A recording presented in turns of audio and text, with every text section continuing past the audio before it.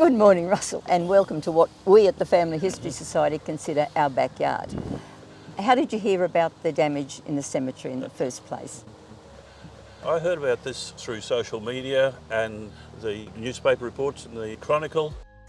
I decided that I should venture out there just to take a look to see if there had been any damage done to my forebears' graves, and sure enough I found it. It had stood for 94 years without any damage whatsoever. But there they were, my great-grandparents, Robert Graham, his wife Eliza, Robert's brother James, and their children Henry and Charlotte. You've no doubt done your family history, so you do know the history of the family and how they came to be in Toowoomba. They were both from Northern Ireland. They came out in the 1860s, arriving in Victoria. Great-grandfather followed the gold trail and went to the Buckland goldfields. He was quite successful there. At one stage he was held up by Harry Power, who was the most notorious Victorian bushranger before Ned Kelly arrived on the scene. From there they worked for the Victorian governor. One was a gardener, the other was a cook. They met, they got married in Albury in 1876. They decided to move out of Victoria and head north, similar to today in fact, and came up by bullock wagon, arriving in Brisbane in about 1879. There, Robert had heard of the homesteads that were being split up here on the Darling Downs.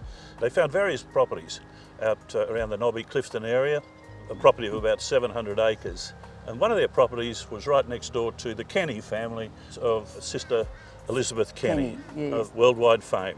So they were just your ordinary, hard-working pioneers. Yeah, who contributed to the wealth of the country. Correct. Yeah. Yeah, very much so. Mary, as you can see, there's been a lot of damage done here.